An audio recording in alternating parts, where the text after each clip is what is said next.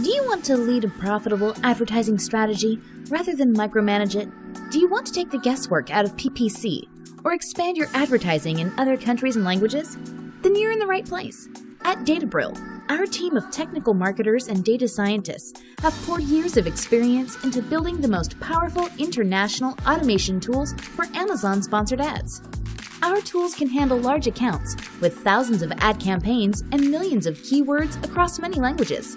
The total result is increased sales and reduced ACOS. And in contrast to most agencies, our pricing is based on an inexpensive flat rate. So get in touch today. Visit sellersessions.com/agency for more details. Hey guys, welcome back to Seller Sessions. Again, we bring back in Dan Shaw. Hey Dan, how you doing? I'm great. Thanks for having me back. No worries. Okay, so in the second part here, we're going to be talking about the actual structure of the website. We've previously covered the content marketing, understanding whether it's a fit for your market. This episode, we're going to just focus on the website itself. Then, someone's just started a new website. Let's just say they built it on Shopify. They've got maybe 20 or 30 products in their range. They're bringing them over from Amazon. And let's just say they're in the baby space, for instance, carriers, clothing, etc. Give us an example of what you would do from out the gate in terms of the structure, information architecture, and stuff like that. The biggest thing to do and the biggest mistake that I see e-commerce sites make is they don't categorize well. They don't categorize at all, or they don't categorize well. And categories are a huge opportunity to attract extra traffic. So if you're in the baby space, and I don't have a child, so maybe you'll help me with some actual baby category examples here. Yeah. Maybe you might categorize by the age of the baby, 0 to 6 months. Maybe you might categorize by gender. Yeah. You should start brainstorming these, and what I'd recommend is before you even dig the first scoop of dirt out of your website and start building it, do a little research in Google and use the AdWords keyword tool or whatever your favorite keyword tool to find the search volumes for these different categories. So maybe, boys strollers is a category. If you sell even just 3 boys strollers, or whatever it is, you should have a category page for that. Yes. Because that's what users want when they go to Google and they search boys strollers for sale. So for people to understand this, to land on the website, they've got the homepage. There's a tab, say, called products. As it drops down on that tab, it might say boys, girls, and then as it goes down into a further breadcrumb, it might say boys strollers. It might say boys clothes, dummies, etc. And the same for girls. And would you say, if you could, without keyword stuffing, would you focus around trying to use the right terminology in terms of keywords, or would you use it in terms of the understanding for the user in terms of navigation? Yeah, really, it's understanding the user. I mean, so much SEO nowadays has little to do with stuffing keywords and a lot to do with the first question, which is setting up the right site architecture. Yeah. What I say is like 95% of keyword targeting is just knowing what page you need. Yeah. It's not stuffing the keywords. So if you know you need the boys stroller page, great, create that. That's 95% of your keyword targeting. And then, search that in Google, search some related terms, spend some time looking at what's ranking there. What do those pages have? Click on the different competitive results. Do they show testimonials? Do they have reviews? Do they, have big pictures? Do they have a video? Like, kind of look at the things in a competitive way that the other sites are displaying. Yeah. And try to intuit what aspects of those might be good, bad, helpful, not helpful, and that will help you figure out what you want to put on your page. Yeah.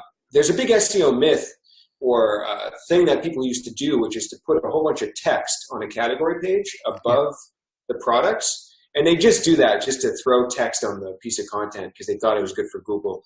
Yeah. You can do that if it is a good selling point or helps the user navigate through the content, but you don't need to do that. You don't need to throw just a bunch of random text on a category page. Yeah. Now, it's interesting. I mean, you see it from years ago where people, I've seen this today. If you scroll down to the bottom of the page and then you highlight over, you can see there's hidden text. It might be a white background with white text trying to keyword stuff. Yeah. That stuff is like that's donkeys years old. It doesn't work, but that's by the by. So in terms of structuring the page, a lot of the guys who sell on Amazon know this stuff anyway, who tune into the show. They've already got nice images from Amazon, normally like 7 or 8 images. Some are going to be lifestyle. They'll probably place them in a similar kind of order as well. Obviously, they're the images, which Amazon standards on a white background. Most people are using images 2000 by 2000 pixels or above. But in terms of content, how would you approach the title, the description, the bullets? Talk me through that in terms of optimizing that content there to know that you're using the right keyword information. Yeah, so for keywords, again, it goes back to your main target keyword that goes in your title and your URL, etc. Now for products and categories, we can talk more about adding the right keywords into the content. Yeah. So let's talk about a product page, for example. Maybe it's a specific boy stroller. Think about all of the other aspects of that product, the SKU number, the brand name, like all of these, like go look at the product in Amazon. What is being displayed about that product in Amazon? I imagine there's sort of, all of these details and nuances about that product where someone might just randomly search these little long tail things. And so that's number one, is you really want to have a full breadth of the text that you need to describe the actual product. And number two is not so much on the keyword side, but now it's more having to do with selling. And what I mean by that is if we go think about your title tag and your meta description, I'm sure not dissimilar to Amazon, they need to be optimized for click-through rate as well. Yeah. So it's not, you want to have the keywords because that will reflect to the user that your page has what they're looking for. But I would think about I don't know if you get this in Amazon. Do you get any click-through rate metrics on your ad titles or anything like that? You get click-through rates on your ads when you're measuring it on the PPC. But a good point to quickly bring up here is what you just talked about, meta description. Like years ago, people used to try and stuff them with keywords, which is absolutely useless. But meta descriptions are pretty much designed for click-through rate from the SERPs, aren't they? So you want to go in a little bit about that because there is a bit of an art and a skill to that. Absolutely. I have a post on my website. I think if you just Google meta description examples, it has 15 examples of brands that I think are doing really good jobs at meta descriptions on their homepage. Yeah. It outlines a framework: problem, solution, outcome. Yeah. And you don't have to stick to this, but it's one framework that works really well. You show the user you understand their problem. You tell them that your solution is the solution, and then you paint the picture of the outcome for them. So this might not apply to all products. It might be more of a service type of thing, but there are some e-commerce sites in this example. But the idea is you're trying to paint that picture in just a few sentences to the user that your product is the answer to what they're looking for. Now this gets into marketing psychology, because a value add for some people could be price. It could be exclusivity. It could be urgency. It could be any of these like marketing things. So that's where you really want to know your market versus against the products you're selling to know the right messaging that they want to hear. So, and I'll spend hours and hours on this one thing for a client. If you have 50 product pages and you can put this into all those 50 product pages, increase your click-through rate, you're moving the needle a ton. Yeah. That's a lot of leverage. So those are the things I would think about, but there's also a few resources I use a lot. There's a post on sumo.com called Power Words, and it's a little kind of corny, like you hear power words and you're like, oh, that's kind of like funny sounding, but it's actually really helpful. Sarah, who put the post together, categorizes words by the emotion you're trying to elicit or convey, if that's urgency or if that's exclusivity. So that's a great post. There's also tools out there. Like I think Code Schedule might have a title tag tool that gives you feedback on its click-through rate potential. Yeah. And there's tools for WordPress if you're using WordPress. So I would use and leverage some tools as well that give you feedback on your titles and your descriptions too.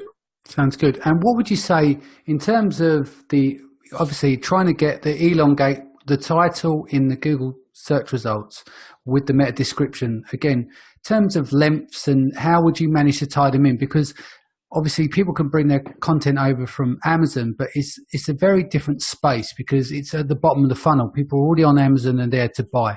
On Google, they're there to still buy, but they're in the discovery still, aren't they?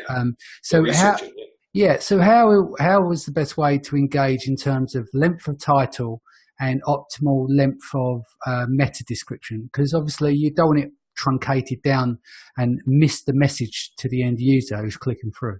Yeah, there's fairly clear standards by Google for titles and descriptions. Titles are generally 60 characters. It actually goes by pixel width. And Moz has a tool. There's some tools out there where you can plug in a title and it'll show you by pixel width if it's too long or not. It'll give you like a preview of it. Meta descriptions are a little more abstract these days because Google is sometimes showing a extra long meta description, but not always. So what I recommend is have a meta description that's about 150 characters or less. I think it's 156 technically. But Google may display something up to 300 characters. So if you want to go the extra mile and write something longer, go ahead and do that. Just make sure the first 156 characters make sense if they were to only show that part of it. And I would definitely recommend adding a keyword into the meta description, a keyword or two, because Google is going to bold those in the search results. And that's going to draw the user's eye a little bit more. And so speaking of drawing the user's eye, another thing you can do too is, this gets slightly technical, but make sure you're using what's called product schema. I'm sure Shopify has like a plugin for this, and so does WordPress. But this is what gives you stars in Google's search result when you're searching. And this is a huge click-through rate benefit because that really draws the eye. So if you have product reviews, use product schema, you're going to get the stars in search results. One last thing for meta description is that's where you can have a call to action. That's where you want to tell the user what to do or what they're going to find. So, you know, something like click here now for etc. That's where you can give sort of a command is in the meta description. Yeah, so basically for clarity here, the meta description doesn't affect ranking in terms of keywords, but what it does is if someone's in Google, they've done a search, say the main keyword, say baby clothing, large socks, for instance, just making it up. They search that, and then that's in the meta description. That's what would appear in bold. But that's also the keyword that you search for, which is long tail, and therefore is that what you possibly rank for on page 1 or 2. So just want to get that clarity there, because again, people separating by commas and spamming. It's not like tagging. It's not like the Google of yesteryear. You're actually crafting interest for people, like you said, generating emotion and stuff like that for them to click through. So in terms of, I know we were talking a little bit about setting up your site in terms of architecture. We talked about content marketing in the prior episode. Yeah. Where you want to think about this in terms of your website is make sure you're cross-linking from your content marketing over to your products and product categories when it's relevant. So you're selling a baby stroller, you have a piece of content that's talking about what to do with your kid on a Saturday afternoon outside. Yeah. That's a perfect opportunity. That's what you want to think about with your content marketing is how do those relate? Yeah. Make sure you're linking back over. When you're doing that, a little tip here is optimize the anchor text and the link in your article for click-through rate. Mm-hmm. So make sure you're not just putting like, baby strollers here with the link on the word here. Make it a long link if you need to. Make it a call to action. So when somebody lands on your content marketing, the link is telling them, hey, you want to check out our baby strollers? Go here, check out our baby strollers. And make it a nice long link with a direct active voice. Yeah. Yeah, cool.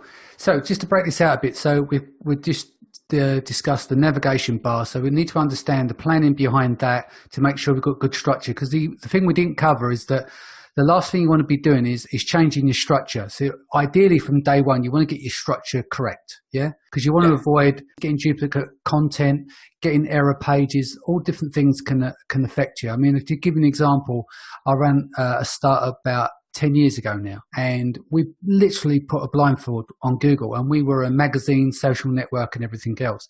And so we had to change all of our URLs, and we had to change every piece of content, which was hundreds of pages. It took months to do, and then back optimize the whole thing. And that taught me a big lesson in terms of structure and scale and getting the structure right at the very beginning. When people they arrive at the homepage, the menu bar at the top, obviously there's going to be about us, contact us, the blog, which you're talking about for your content.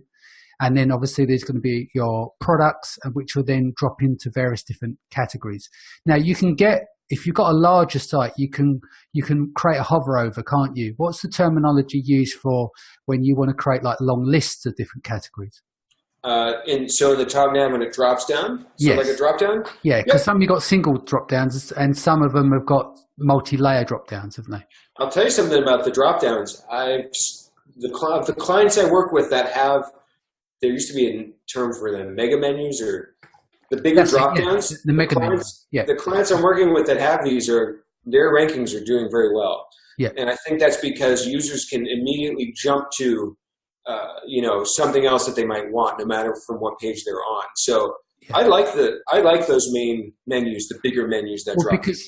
Because you can nest everything under just one menu. Because you think with the move to mobile as well, there's only so much room in the navigation system, and I believe that short words to explain it in the navigation and a limited amount of to uppermost menus is very key, and having that structure, because people want to get used to things. You can get clever, but if you want someone to reach out to you, you have contact or contact us. Mm-hmm. You don't have something elaborate that no one knows about. And if you want people to look at your products on your website, call the product tab product or products, just keeping those things kind of simple. So there's a great thing David Hannemeyer Hansen from Basecamp says is like, don't be clever at the expense of clarity, right? Yeah. Clarity is like the most important thing. Yeah, because I think you can get into it like if you've built a menu system and you've got baby clothes, you've got girls' baby clothes, and then you start going into strollers and hardware product, it starts to get really messy. And so that's where the mega menus can start to come into play. I'm sure they'll have that kind of technology and plugins for Shopify. So talk to me about canonical URLs. Yeah, so these are canonical URLs are an advanced SEO feature or tag that you can use. Let me just define it first. So a canonical tag means that if I have page A and page B and they're somewhat duplicate, but I want to just give all the credit to page A, but page B still exists, I put a canonical tag pointing back to page A. That's going to cause a few things to happen. Page A will rank in search results. Page A will probably get the link credit that page B has. And Google's not going to look at these as duplicate pages. They're going to understand that they're duplicate, but you've asked Google to count page A as the one that should have all the signals and the rankings. So the canonical is a useful tool when you need it. It can come in handy in e-commerce in a few scenarios. Let's say you have filtering options or sorting options.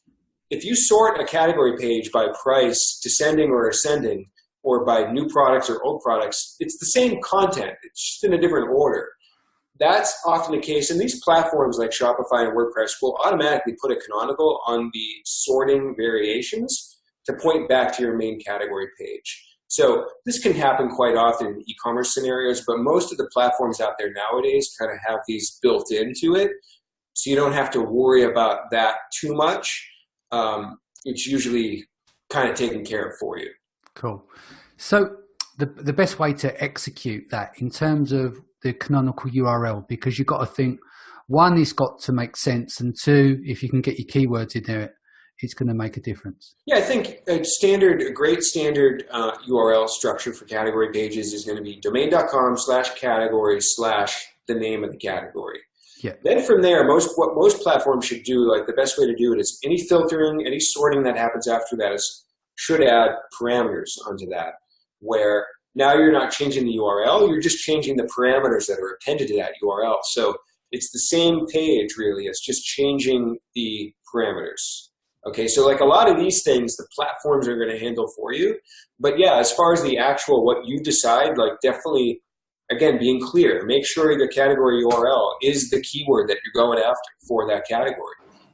Make sure it's just clear and concise too. So like a URL should be probably 3 to 5 or 6 words, for that last folder element of the URL.